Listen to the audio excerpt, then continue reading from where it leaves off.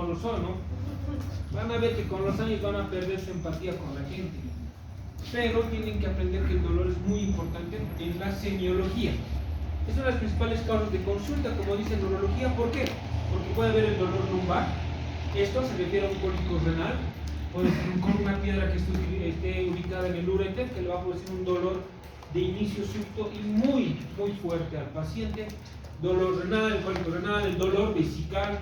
La cistitis intersticial, que seguramente ni han debido escuchar sobre esta, es una infección urinaria que puede ser de origen congénito, que hace que las mujeres, porque es muy frecuente en mujeres, pero muy raro en varones, también se puede dar, la cistitis intersticial duele bastante. Y la paciente que tenga esta patología realmente sufre mucho, porque el dolor es muy intenso, no le deja vivir, no puede tener vida sexual activa o feliz, si vale el término, no puede miccionar de una forma adecuada porque el dolor es muy intenso. El dolor genital, los varones especialmente lo saben, momento que reciben un trauma a nivel genital, el dolor es demasiado intenso. Entonces es una de las causas de consulta. Y el dolor prostático, en el momento que nos toque pasar el tema de prostatitis, se van a dar cuenta que el dolor de la próstata es muy importante para que ustedes puedan valorar a un paciente. El dolor lumbar, que es este de acá, es la consulta más frecuente en neurología. La mayor parte de la gente viene y te dice: me duelen mis riñones. Se agarran la espalda y te dicen: me duelen los riñones. Pero nunca podemos saber si realmente es por un cólico renal, porque los riñones en teoría no duelen, ¿no es verdad?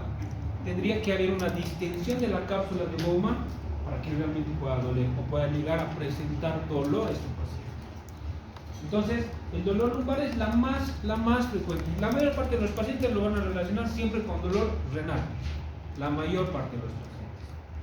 Pero puede ser una simple lumbalgia, una contractura muscular, una compresión nerviosa y otro tipo de patologías que el paciente no las conoce, ¿no es verdad?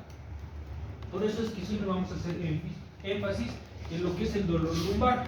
Tenemos 4 causas por las que se va a producir el dolor: la causa miogénica, neurológica, osteogénica y visceral. ¿Por qué son estas causas? La muscular es muy frecuente. La mayor parte de las personas hacemos malos movimientos durante nuestra vida diaria. Al levantar solamente un lápiz, hacemos mal movimiento y podemos causar un dolor muscular o miogénico. El neurológico, ni qué decir, el sobrepeso, el levantar cosas pesadas, hace una compresión radicular que puede llegar a hacer una compresión en la columna vertebral y hacer compresión nerviosa, lo cual le va a producir una causa neurogénica. La osteogénica a nivel óseo, ¿no es verdad? La columna se va a desviar y todo eso. Y la visceral, ¿cuál creen que es la causa que puede producir dolor visceral? ¿Qué patología? Tengo una lista.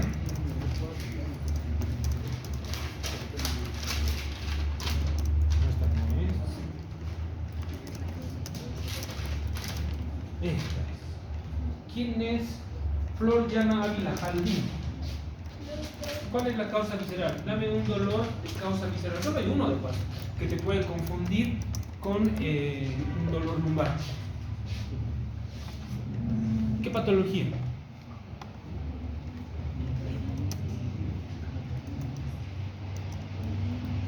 Sí, no, tal vez.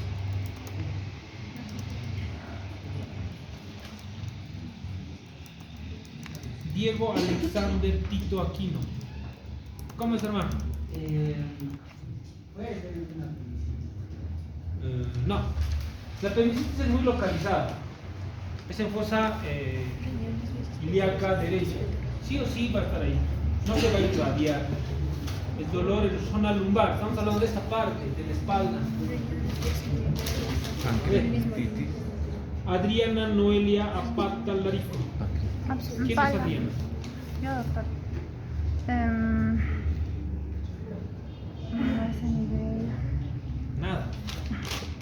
Si tardas mucho es porque no sabes. ¿Quién es Stephanie Calle? La pancreatitis es la causa más común, es el dolor del cinturón que te va a presentar. Entonces esa es la causa visceral. ¿Ya? El dolor renal es igual de importante que el dolor lumbar. Es muy importante. Se produce, como les decía, por la cápsula renal.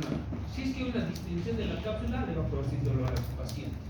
Entonces, ¿cuáles son los que te va a producir una causa o una inflamación a nivel renal? La pielonefritis aguda y una obstrucción ureteral aguda, que son los cólicos. Cuando ustedes presentan o ven un paciente con una piedra en el ureter, tienen que entender que la orina no va a salir, ¿no es verdad? Esa orina se va a acumular dentro del riñón y va a haber una distensión. Eso le puede producir un dolor. La pielonefritis aguda también. ¿Por qué? Porque es una inflamación a nivel renal, a nivel de la pelvis renal.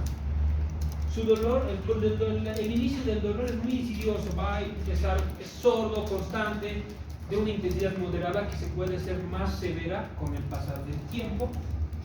Y es una de las principales causas por las que van a venir los pacientes a verlos a ustedes, o a nosotros los urólogos, ¿no? Tienen que entender que también se puede identificar este tipo de dolor, o el cólico renal, o el dolor renal, a nivel del borde costal, a nivel de la última costilla, desde el borde costal de la 12ª costilla, a ese nivel se localiza el dolor.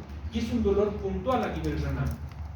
No es como el dolor lumbar que se irradia a toda la espalda, o se puede irradiar a toda la espalda. Entonces el dolor lumbar, el dolor renal son dolores muy importantes. Esta es una de las urgencias en urología que existen. En urología solo existen dos urgencias o emergencias por las que realmente el urólogo puede acudir a un hospital o una clínica. El cólico renal, siempre y cuando el paciente quiera operarse en ese momento y tenga la disponibilidad económica, porque es una cirugía cara, y la torsión testicular. Son las dos patologías por las cuales se tiene que acudir, o sea, el urólogo tiene que acudir como una urgencia o una emergencia. ¿Ya? Al ser una urgencia médica el cólico renal, el dolor de inicio súbito es muy, muy fuerte y es unilateral, es permanente el dolor. En estos pacientes ese dolor no pasa absolutamente con nada. Le pueden poner analgésicos, antiinflamatorios. El medicamento más recomendable en un cólico renal, si es que alguna vez lo ven, es el diclofenaco. Nunca antiespasmódicos ni nada de eso. Porque eso relaja la musculatura lisa y hace que el cálculo, en vez de ayudarlo, lo puede perjudicar porque se puede clavar. La obstrucción de un uréter, por ser delgado, el uréter tiene un diámetro de 4 a 6 milímetros. Si ustedes tienen una piedrita que sea más grande, obviamente la va a obstruir. Y el hecho de formar orina permanentemente y querer salir va a empujar. Además, ustedes saben que el uréter realiza movimientos peristálticos, ¿no es verdad? Va a querer empujar esa piedra, va a querer sacar como sea el objeto que está dentro del uréter y va a producir más dolor, mucho más dolor. Y hay algo bien característico en esa parte, ¿no? Cuando ustedes tienen un cólico renal, si la piedra se encuentra en el tercio medio para abajo, le produce un dolor testicular del lado donde esté. O en las mujeres les produce un dolor a nivel del labio mayor, igual dependiendo del lado en el que estén. ¿Por qué? Por el reflejo que presentan este tipo de pacientes. El cólico renal es muy severo y es muy frecuente verlo en la actualidad. Por eso es que vemos que las causas más comunes de un cólico renal siempre va a ser la litiasis.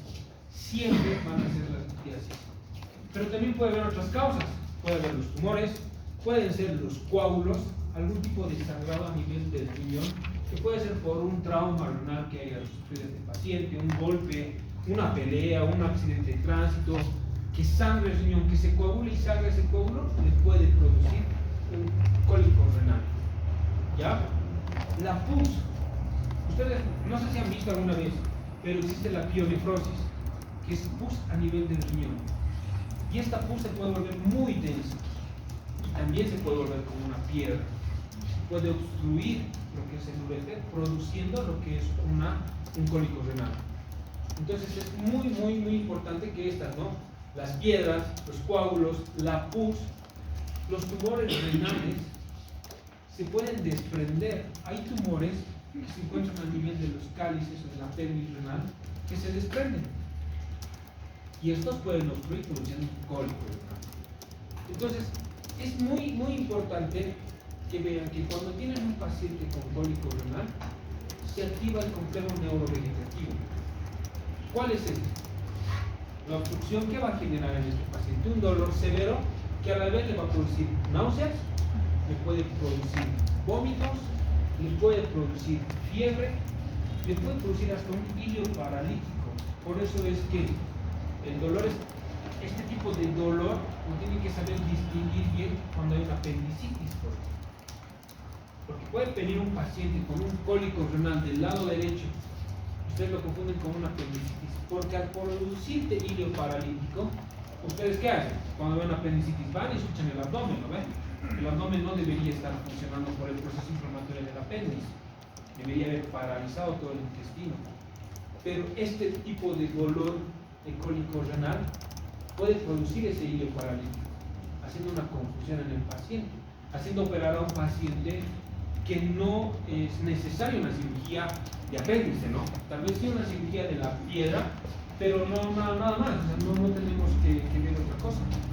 No tendríamos que operar el apéndice y sí una litiasis, tendríamos que hacer otro tipo de cirugía sin hacer ningún tipo de corte ni nada.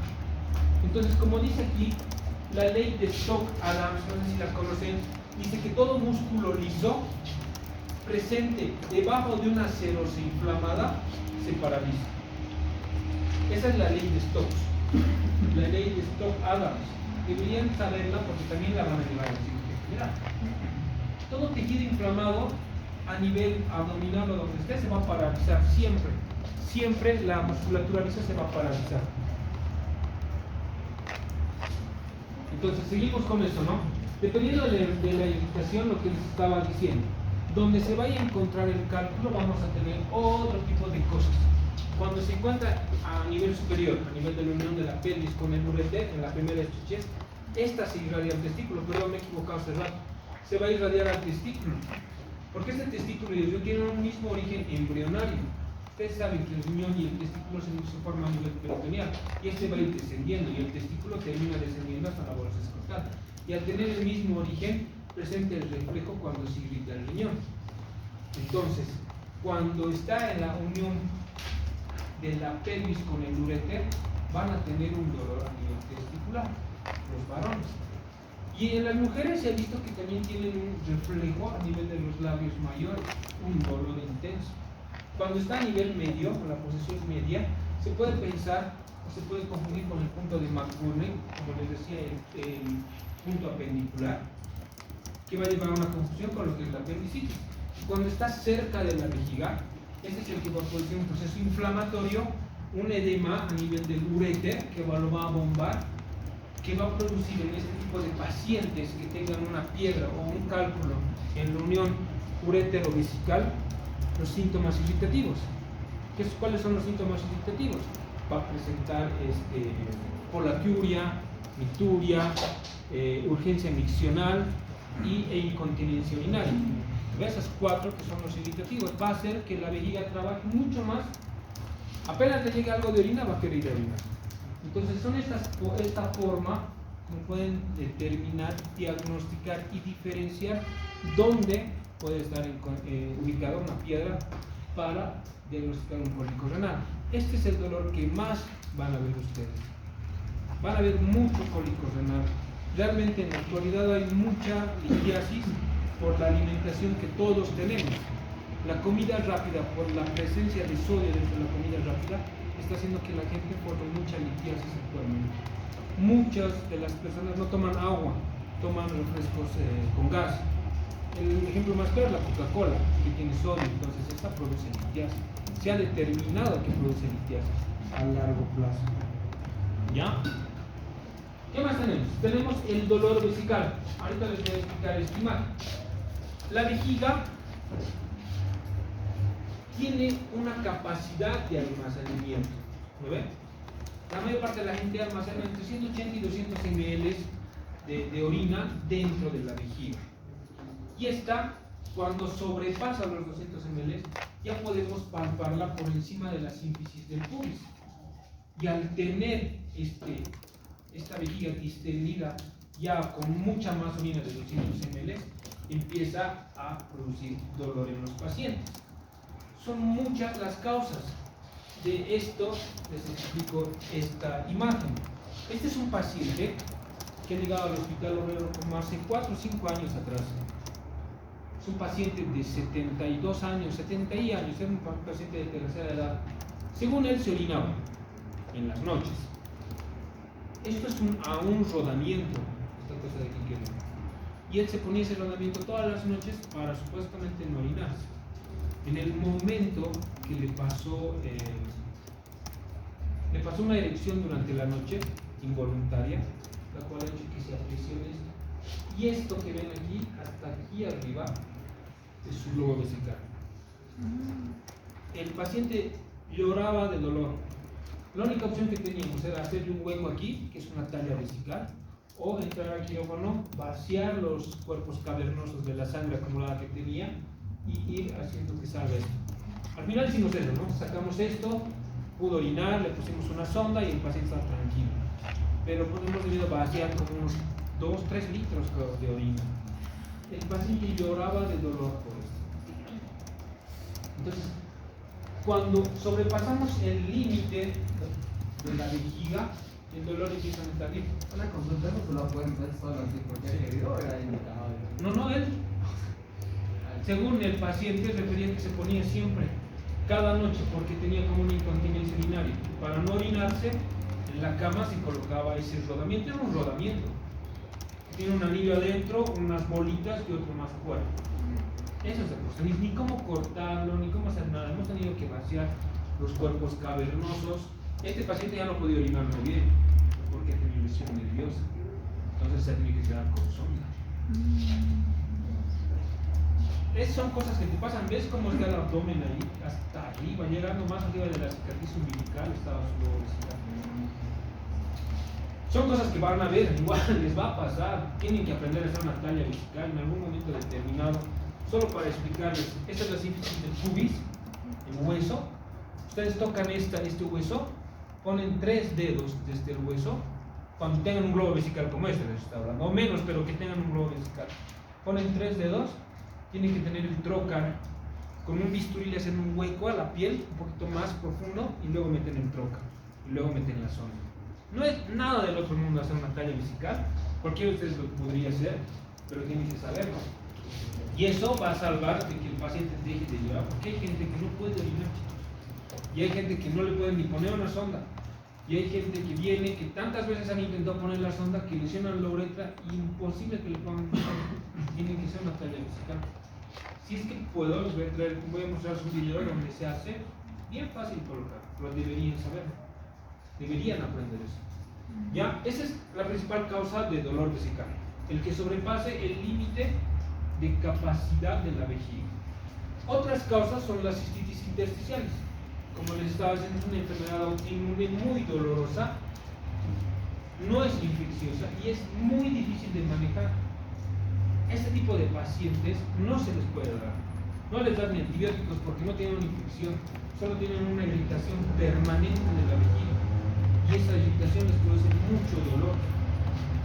Las úlceras vesicales, aunque no crean, ustedes necesitan que lastimosamente no pueden ir y pararse en la calle, en una esquina o detrás de un auto y orinar, traten de no aguantarse mucho, porque cuando ustedes se aguantan bastante tiempo, esa orina es tóxica y empieza a irritar toda la vejiga, y a largo plazo, cuando sean mucho más adultas, van a tener úlceras, pueden tener úlceras, lo cual va a irritar su vejiga. Entonces las ulceraciones vesicales son otra de las causas por las que duele mucho la vejiga. ¿Ya? Esa inflamación, el que ustedes se aguanten de orinar, es lo que les va a producir inflamaciones posteriormente, lo cual no van a poder vivir de una forma adecuada. Otra de las cosas por las que van a venir a verlos ustedes es el dolor genital. El dolor genital es una patología que se va a producir siempre por un golpe o por un proceso infeccioso. ¿No es verdad? Se debe evaluar todo lo que es la región inguinal, porque puede haber una inflamación o una compresión a nivel del conducto o del cordón espermático, y ver si no hay algún tipo de quiste o tumor a nivel de este cordón que pueda producir una irritación de los nervios que pasan por el cordón espermático. ¿Ya? Entonces, cuando nosotros revisamos cuáles son las causas por las que pueden doler la torsión testicular, la criptorquidia, los testículos ectópicos, las hernias de origen urológico y los quistes del cordón. Entonces, el dolor más intenso que presentan los varones, porque es a nivel genital más que todas las mujeres, casi nunca presentan dolor a nivel genital, que sí hay, pero no es muy frecuente, es el dolor en el epidídimo. Los varones saben muy bien de que tienen todo lo que es el testículo, pero lo que más les duele es el epidídimo. Si ustedes se apretan el epidídimo, les va a hacer ver las estrellas, porque duele bastante. Y duele mucho el epidídimo porque tiene mucha irrigación. Y tiene mucha irrigación porque entonces se producen los espermas. ¿No es verdad? Entonces, un trauma o un proceso infeccioso como una orquiepididimitis o una epididimitis puede causar mucho dolor a nivel testicular. La torsión testicular o del cordón espermático es una de las causas por las que el paciente viene muy rápido a esto. Es un dolor de inicio súbito y progresivo. El dolor a un principio no es muy fuerte, pero mientras pasan las horas se va intensificando y no hay analgésico que vaya a controlar este dolor. Esta de la torsión testicular, como les había dicho en un momento determinado, es la urgencia y la urología. Porque si ustedes ven un paciente con torsión testicular, tienen que averiguar realmente cuánto tiempo está con esa torsión. Porque si sobrepasan las 6 horas, ya no sirve el testículo. Prácticamente hay que hacer una orquiectomía. Existen 3 arterias que irrigan el testículo. ¿Alguien sabe cuáles son las 3 arterias? 3 arterias irrigan. Es por eso que tienes hasta un poco más de tiempo. Se dicen algunos libros que dicen 6 horas si no se muere el testículo. Hay otros libros que te dicen 6 horas, 15 horas, 18 horas, 24 horas. Pasadas las 24 horas es nulo, ese testículo hay que sacarlo. Si llegas hasta las 24 horas tienes un 10% de posibilidad de que ese testículo siga sirviendo en algún grado. ¿Y por qué puede servir en algún grado? Porque tiene 3 arterias que lo irrigan. ¿Alguien sabe? ¿Quién es Keila? Keila Angélica Tarque. ¿Sabes? No sabes. ¿Quién es Camila? ¿Sabes cuáles son las arterias que irrigan el testículo? La esquemática, la diferencial. Diferencial. ¿Y la? ¿Cuál? Cremastérica, espermática y diferencial. Esas son las 3 arterias que irrigan el testículo, por lo cual puede tener una posibilidad de vida si es que pasa más de las 6 horas. El dolor en el testículo es muy, como dice aquí, no es un dolor sordo con una sensación de pesadez.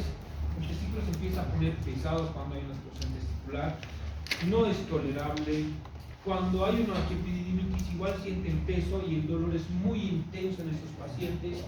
Cuando tienen cáncer de testículo es de la misma forma, empieza a crecer y estas masas que se forman a nivel testicular pueden hacer compresión nerviosa y producir el dolor intenso que puede haber en estos pacientes. Hay otras patologías que no presentan dolor, pero como el hidrocele, que en algún momento puede presentar dolor.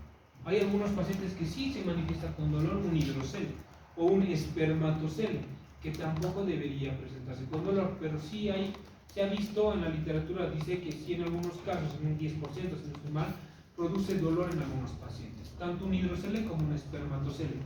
El varicocele es otra de las causas que produce dolor a nivel testicular. La mala irrigación a nivel testicular puede producir mucho dolor. ¿Ya? ¿Qué más tenemos? Tenemos el dolor en el pene. Existen 3 causas básicas por las cuales puede dolerle el pene a un varón. El priapismo, que es una erección permanente, ¿no es verdad?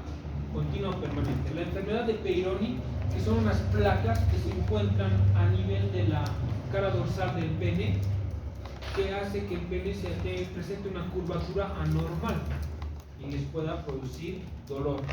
Y las enfermedades de transmisión sexual. Existen enfermedades de transmisión sexual como las úlceras, como el papiloma, que en algunos pacientes les produce dolor. La misma gonorrea le puede producir dolor o ardor. Entonces, estas son las tres causas básicas por las que el paciente varón va a presentar dolor a nivel del pene. El dolor en la uretra, que se presenta también en la uretra, que son las uretritis gonocócicas que se pueden ver, se da únicamente por procesos inflamatorios, o sea, por procesos infecciosos. Las enfermedades de transmisión sexual pueden producir un ardor muy intenso en ese tipo de pacientes, una molestia al inicio o al final de la micción, que es una causa o una de las formas para distinguir si está presentando una uretritis o está presentando una cistitis. Si es de final, estamos viendo que es de la uretra nada más, ¿no? Si termina de orinar y empieza a arderle, estamos viendo que es una uretritis. Y si empieza a dolerle, a arderle al inicio de la micción, vemos que puede ser una cistitis o una uretritis de la uretra posterior. ¿Lo ven? Entonces es raro, pero siempre se da por infecciones de transmisión sexual y mucho más en pacientes que no han sido sometidos a procesos quirúrgicos. Los varones en la edad sexual activa que presenten uretritis siempre tienen que buscar enfermedades de transmisión sexual. No hay otra causa que no sea una enfermedad de transmisión sexual.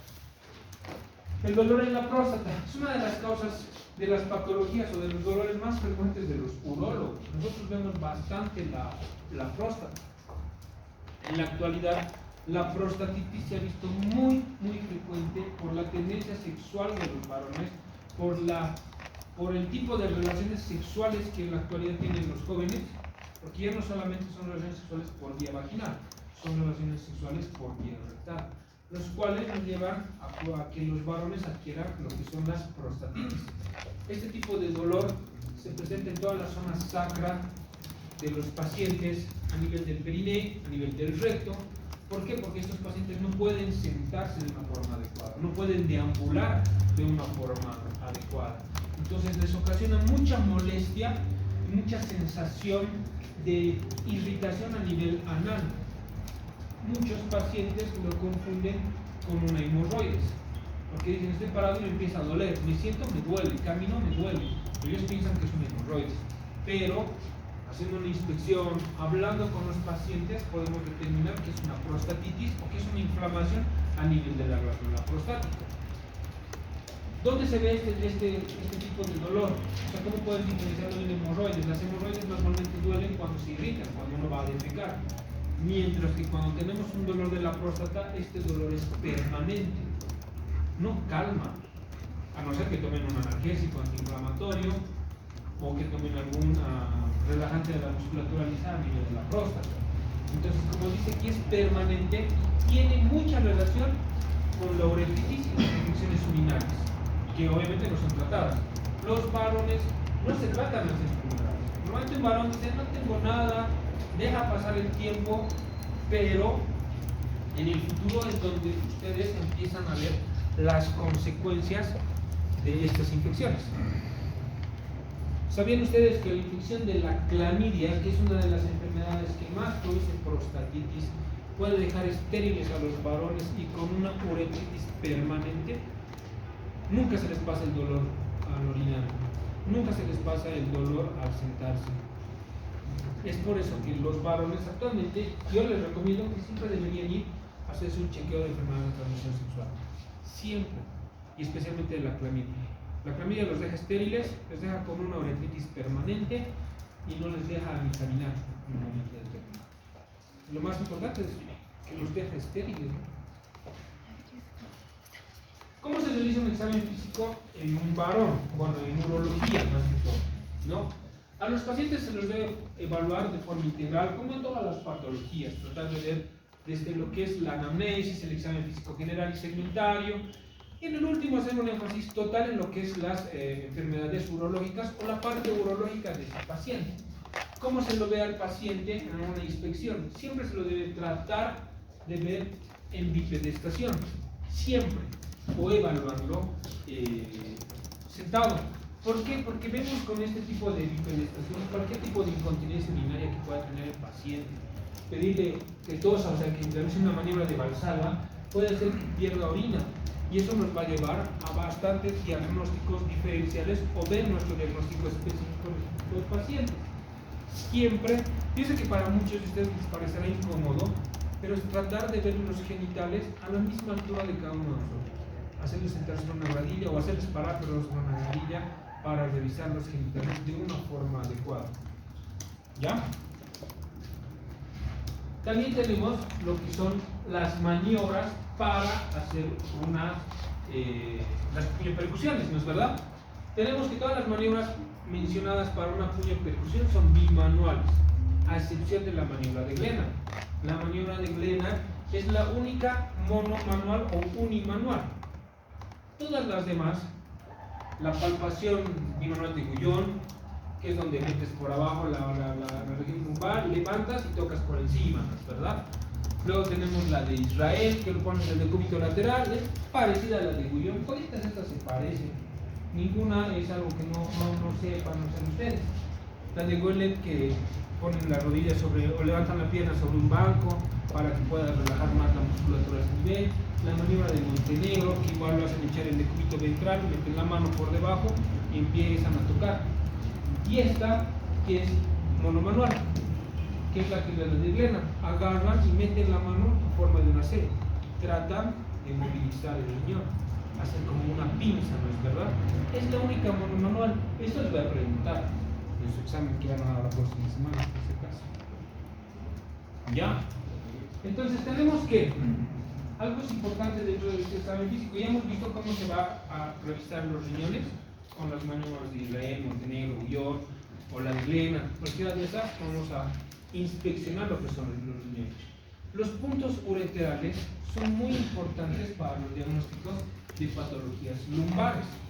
Entonces, tenemos todos estos ángulos, ¿verdad? El ángulo costovertebral formado por la decimosegunda costilla y la columna vertebral, el ángulo costomuscular, igual formado entre la costilla 12 y los músculos lumbares. Todos estos nos van a dar puntos renales para que nosotros podamos determinar si existe dolor en el paciente o no. ¿Lo ven? Todos estos puntos renales son dolorosos, infracostal, todos estos, los supraespinosos, o sea, a nivel del músculo supraespinoso, en la espina ilíaca anterosuperior, en todos esos lugares que nos van a dejar inspeccionar tanto el polo superior, el polo inferior y el borde externo, para ver si existe algún tipo de inflamación o dolor en los pacientes. ¿Ya? Tenemos que ver que en este tipo de pacientes la auscultación es algo que solamente nos va a servir para ver si hay soplos a nivel de lo que son la arteria renal, si es que existe algún tipo de soplo o no. Si no, no nos sirve mucho la auscultación. Un punto importante en la auscultación es cuando veamos el varicocele. Existe un fenómeno que es el fenómeno de cascanueces. Es como las castañas que utilizan en España para bailar, suena bien. Cuando existe varicocele, al auscultar la parte renal para auscultar la arteria renal, podemos escuchar el fenómeno de cascanueces, que es una compresión de la vena renal entre la arteria mesentérica superior y la arteria aorta abdominal. Hacen una compresión, comprimen la vena renal, hacen una compresión a la vena renal y ahí se empieza a sentir o se empieza a escuchar el fenómeno de cascanueces. ¿Ya? Para la puño-percusión existen varias maniobras a realizar, son tres, ¿no ve? La de Murphy, Giordano y la indirecta. Sí. Entonces tenemos en una que vamos a poner la mano, vamos a golpear, en otra vamos a golpear directo, en otra vamos a hacer con la parte lateral con la zona cubital de la mano, el puño directo y apoyando una mano para golpear, hacer la puño-percusión. La puño-percusión siempre van a ser en el espacio libre que tienen en la región dorsolumbar, entre las costillas y las espinas ilíacas. Buscan el espacio hueco que existe. Golpeen ahí, no golpeen en todo lado de la espalda, busquen este espacio hueco que tienen. y golpeen ahí, y ahí van a ver que tienen más vibración, además de que los pacientes van a poder manifestar si es que hay algún tipo de dolor, inflamación o irritación en este paciente a ese nivel. Porque si ustedes golpean como sus compañeros en toda la espalda, no van a encontrar absolutamente nada. Tienen que ir directo al espacio hueco que tienen detrás. ¿Ya? ¿Qué más tenemos? En el examen vesical tenemos que valorar el volumen que se va a manifestar a nivel del hipogastro, los puntos ureterales superior, medio e inferior, que es lo que les decía, ¿no ven? Las líneas que van a trazar, una línea medio clavicular, una línea a nivel de la cicatriz umbilical. El entrecruzamiento de las líneas vamos a poder ver o determinar que es el punto ureteral superior. El punto ureteral medio se va a encontrar en el tercio medio, por debajo del primer entrecruzamiento. ¿Por qué? Porque hacen otra línea del ombligo hacia la espina iliaca antero superior. El entrecruzamiento podríamos simular que es el punto ureteral medio. Otra forma es que solamente hagas una línea de la cicatriz umbilical a la espina iliaca antero superior, lo divides en tres partes, en el primer tercio superior, segundo medio, y en el inferior por tacto rectal o tacto vaginal, dependiendo del tipo de paciente que tengan. Para valorar esto nos sirve para valorar la irritación y buscar procesos infecciosos a nivel de las personas que presentan una patología como una infección urinaria, una pielonefritis que pueda ser aguda o pueda ser crónica.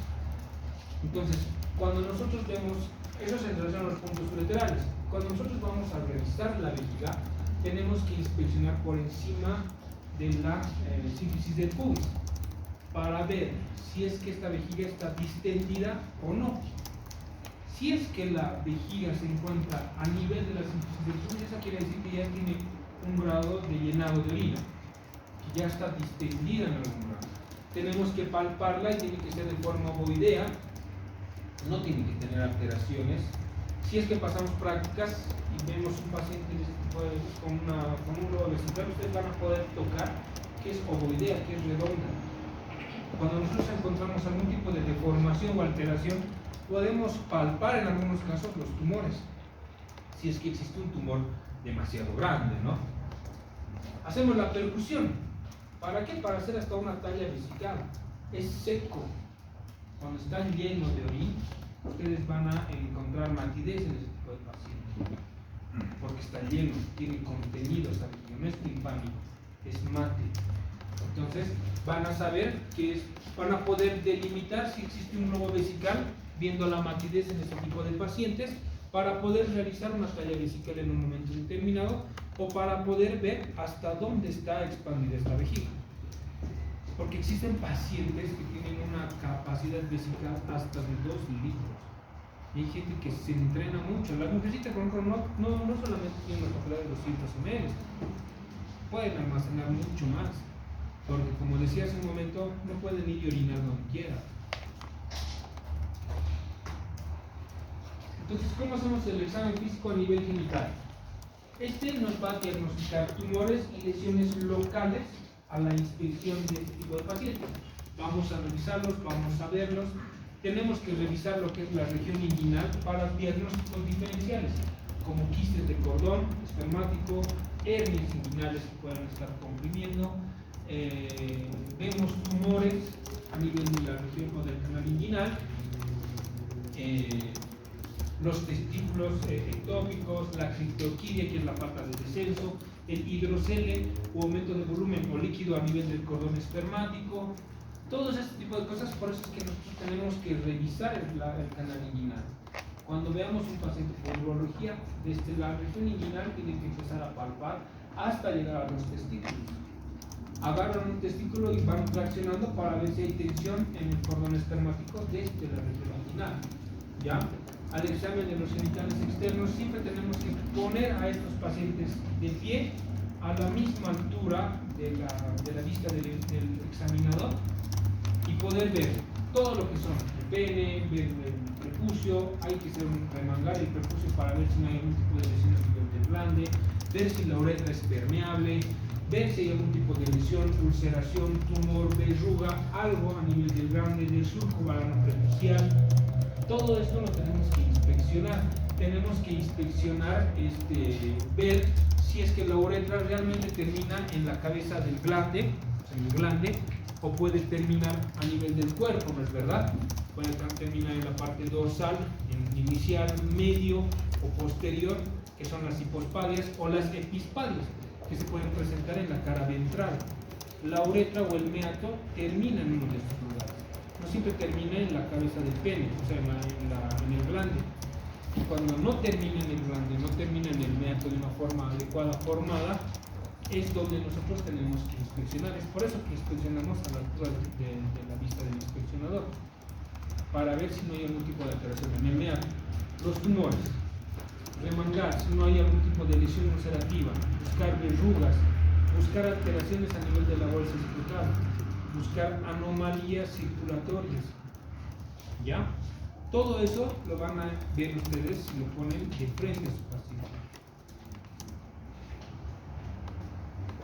Entonces, para inspeccionar lo que son la bolsa escrotal en su totalidad, nosotros tenemos que poner al paciente, lo podemos poner en bipedestación, que es lo ideal, poder diagnosticar criptorquidia y saber dónde realmente está localizado el testículo, como está allá abajo, ¿no? Las ectopías, que a veces están localizados en lugares donde no es. Una ectopía es que está ubicado donde no debería estar, no está en su lugar adecuado. Puede estar a nivel del muslo, puede estar en el canal inguinal, como está allá abajo, y nosotros tenemos que observar si existiera una criptorquidia, en dónde está ubicado, en qué parte de la bolsa escrotal, si está en el anillo o en el canal inguinal. Todo esto lo hacemos cuando el paciente está en bipedestación o en decúbito dorsal en algunos casos, que se les puede palpar. Tienen que palpar la bolsa escrotal, tienen que buscar los testículos. Ustedes tienen que agarrar con los 3 dedos en forma de pinza todo el testículo y ir palpando con el dedo más hábil que tienen ustedes, que puede ser el dedo anular o el dedo medio, dependiendo de cada persona, e ir buscando si no hay anomalías, tanto a nivel del epidídimo, tanto a nivel del testículo, ir buscando si no hay algún tipo de lesión a nivel de la raíz del pene, del conducto, del meato, como se ve aquí. Porque les decía, tienen que agarrar con las dos manos, remangan, buscan, empiezan a ver, retraen toda la piel del testículo, ven cómo el testículo lo está exponiendo y se lo va tocando con los dedos para buscar anomalías. Muchos de nosotros creemos que inspeccionar un testículo o palpar un testículo no es importante, pero por ejemplo ustedes no saben que existe un tumor que se llama seminoma, se lo va diagnosticando desde un pequeño quiste, que si ustedes lo diagnosticaran de forma temprana, se puede hacer corte solamente de quiste, porque una vez que se activa este tumor, en menos de 5 días empieza a migrar a todo lo que es el cordón espermal. Y si uno no opera a ese paciente de forma rápida, puede diseminarse a nivel corporal. La teoría te dice que cuando diagnosticas un seminoma, o un quiste, o un tumor de testículo, tienes 24 horas para operar, porque a las 24 horas se te puede complicar. Entonces es muy importante que ustedes puedan palpar, agarrar realmente un testículo y tocarlo de una forma adecuada. Si es que tienen la oportunidad de tocarlo en un momento, háganlo con toda la confianza, pídanle la autorización a su médico que está ahí, porque es muy importante, chicos. Y ahora se ha evidenciado que el cáncer y los tumores están en ascenso. Una de las mejores especialidades que pueden hacer ahorita es oncología, tanto quirúrgica como clínica, porque hay un montón de pacientes diagnosticados con cáncer de todo tipo. Y a nivel genitourinario no es la excepción, hay mucho cáncer de vejiga, hay mucho cáncer testicular, en la actualidad hay mucho cáncer de pene, porque ustedes saben que el virus del papiloma humano, todos los pacientes, bueno, todos los varones son portadores, ¿no es verdad? En el momento que se manifiestan las verrugas genitales, estas se pueden volver cancerígenas, porque muchos varones tienen vergüenza de ir al médico. Por la vergüenza que tienen no van al médico. Al no ir, en 2, 3 se vuelve cáncer. Pucha, quisiera proyectarles, tengo un joven que he visto, es para que ustedes se concienticen, ¿no? Y puedan revisar realmente todo. Chango que tenía 21 años, creo, si no estoy mal, lo he visto en el alto. Había tenido relaciones sexuales 5 meses antes con alguien que no conocía, le salió una verruga, se la rascó, le salió otra verruga, se la rascó, obviamente le empezaba a salir más. Todo el pene parecía un coliflor. Tenía 21 años. A ese chico teníamos que hacerle una penectomía parcial. Ese chiquito ya no tenía vida sexual, con suerte iba a orinar. Si es que no, con suerte iba a orinar parado, iba a orinar si no sentado. Tenía 21 años y eso es falta de conocimiento, es falta de, o sea, no perder la vergüenza para vivir en medio. Ahora en la actualidad hay muchas enfermedades de transmisión sexual que ustedes las van a ver. La consulta más frecuente para ustedes también es enfermedades de transmisión sexual. La maniobra de Chebasú, en la que está aquí escrita, permite diferenciar quistes del epidídimo de lo que es un hidrocele. Entonces nosotros tocamos y agarramos como está ya, al inspeccionar, y vas, sí, ¿cómo sería? Delimitando lo que es el epidídimo. Al delimitar el epidídimo, puedes diferenciar de que no esté comprometido este epidídimo, solamente esté comprometido el testículo por el hidrocele que pueda presentar. ¿Qué es lo que se ve ahí abajo? Un hidrocele gigante, puede ser de diferentes diámetros. Ya que reportan ecográficamente hidroceles de 3 ml, 6 ml, porque cada cantidad de líquido aumenta de lo normal que debería estar. Entonces, la transluminación es el mejor método para poder diagnosticar un hidrocele. Ustedes agarran una linterna, ponen en la bolsa escrotal y va a brillar como se ve allá. ¿Ya? ¿Para qué nos sirve esto? Para diferenciar tumores. Porque si fuera un tumor, no va a brillar. Si fuera un coágulo de sangre, no va a brillar, porque la luz no va a pasar. El hidrocele normalmente es agua. Les voy a explicar el tema. Cuando lleguemos a hidrocele les voy a explicar qué es, qué cantidad de líquido tiene y todas estas cosas. Pero es agua.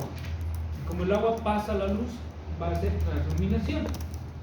Es una forma de diagnosticar o de diferenciar el diagnóstico de lo que es un tumor testicular y un coágulo que puede presentar a nivel testicular. A nivel de los testículos tenemos lo que es la instrucción, ven lo que está acá, se observa todas las características de la bolsa escrotal. Desde el color, la piel polvosa que tiene, ver si existen vasos dilatados. Esto es un varicocele, por ejemplo, la bolsa de gusano se le llama, que es el varicocele. Ver si no es una hernia, si es que no hay intestino dentro de la bolsa escrotal, porque se pasa, son las hernias inguinoescrotales que presentan ese paciente, y ver si no hay un hidrocele bilateral. Los niños, los recién nacidos, que tienen una falta del cierre del conducto peritoneo vaginal, tienen hidrocele en ambos testículos. ¿Por qué? Porque el líquido baja del abdomen y empieza a llenarse de agua por gravedad nada más. Entonces todas las características tienen que ver si es que los dos testículos, en niños especialmente, se encuentran dentro de las bolsas escrotales, porque con eso van a poder determinar si tienen una criptorquidia, ¿verdad? Entonces ven todo eso. En los varones ven la coloración, que es muy importante por traumas que pueden realizar. ¿Entienden? Este tiene un trauma en el testículo derecho. Es claro. Aquí ha habido sangrado. Entonces todo ese tipo de características tienen que observarlas y anotarlas para que puedan hacer un manejo adecuado en los pacientes. Existe un signo que es el signo de Gobernau. En el testículo en los varones es la horizontalización del testículo. El testículo normalmente está así, no es vertical. El signo de Gobernau se horizontaliza. ¿En dónde o en qué patología creen que se ve esto? ¿Alguno de ustedes sabe? El que me diga le voy a agregar un punto en el examen que viene, pero hasta total 3. ¿No?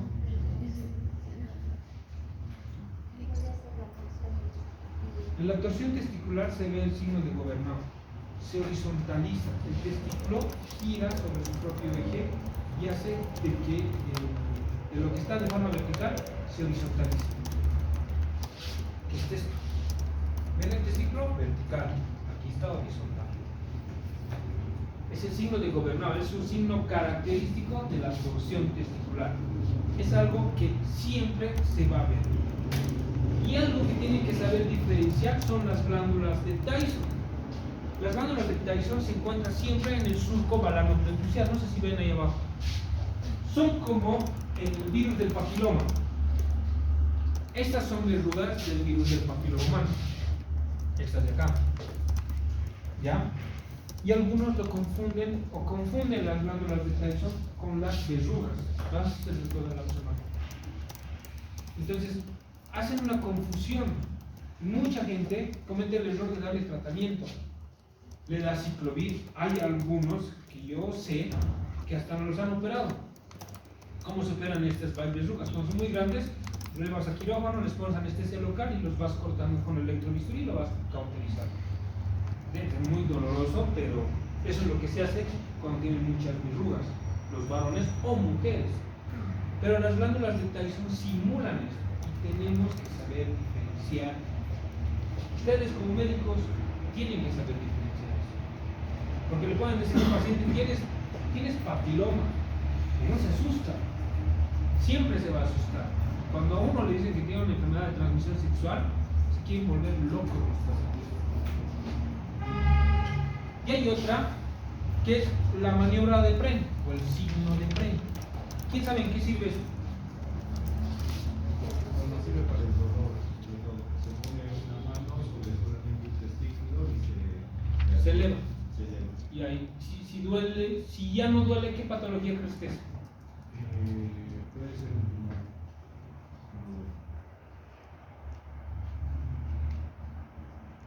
Hay dos patologías. La maniobra de Pren o el signo de Pren y el signo de Gobernau y el reflejo cremastérico te sirve para diferenciar lo que es una torsión testicular y una orquiepididimitis. Cuando subes el testículo, calma el dolor, piensas que es una orquiepididimitis. Si subes el testículo y no calma el dolor, es una torsión testicular. El reflejo cremastérico haces una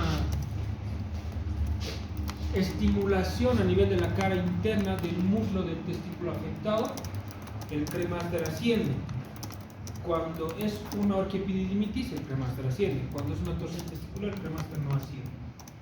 El signo de Gobernau es para la torsión testicular, no para la orquiepididimitis, porque no se ve. Esta nos sirve, bueno, esta diapositiva es para ver cómo se realiza un tacto rectal. Existen miles de formas para hacer tacto rectal, ¿ya? Este es el agente pectoral, lo que tenemos en decúbito lateral, que es la de allá, en posición de decúbito supino, se pone el paciente, de pie le pueden hacer un tacto rectal, y la mejor, que yo creo que es la mejor para hacer un tacto rectal, es la posición de mitotomía. Pacientes de decúbito dorsal, está echado normal, le hacen flexionar las piernas sobre los muslos y los muslos y las rodillas hacia el pecho. Para mí es la mejor, es más cómoda. No lastimas tanto al paciente como en estas otras. Si saben hacer el tacto, pueden hacer cualquiera, pero me parece más efectiva esta. Yo hago solamente esto, porque el paciente se siente más cómodo y además le causa menos molestia y menos dolor. ¿Para qué hacemos tacto los urólogos? ¿Y ustedes para qué van a hacer tacto? Para inspeccionar lo que es la próstata. Al inspeccionar la próstata tienen que inspeccionar muchas cosas, chicos. Primero, la temperatura, ¿ya? Cuando inspeccionan a un paciente joven de menos de 40 años, siempre hagan el tacto rectal hacia abajo primero, el pulpejo. ¿Por qué? Porque van a tocar primero el recto y van a saber la temperatura que tiene el recto. Y esa temperatura debería estar en todo alrededor, la circunferencia. Entonces, en el momento en que ustedes giran, van a tocar la próstata.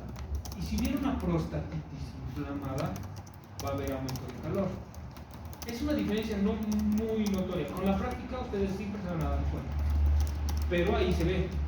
Entonces, la diferencia de calor entre el recto y la próstata te puede dar diagnóstico de prostatitis. Entonces viene el calor. Luego tienen que inspeccionar el dolor. La próstata no duele, a no ser que esté inflamada o que esté infectada. Al hacer el tacto rectal, tocan la próstata. Si el paciente salta de dolor, es una próstata. Si el paciente está tranquilo, pueden medir la próstata y no pasa nada. Entonces, tienen dolor, calor, consistencia.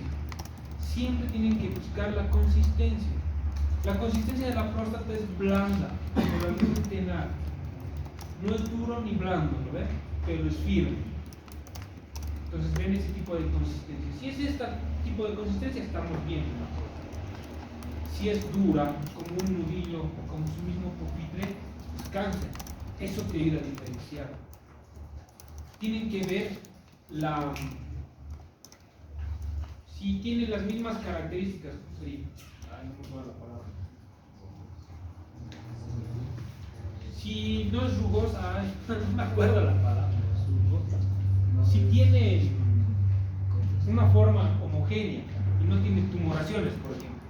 Tiene una forma homogénea, si es circunferencial.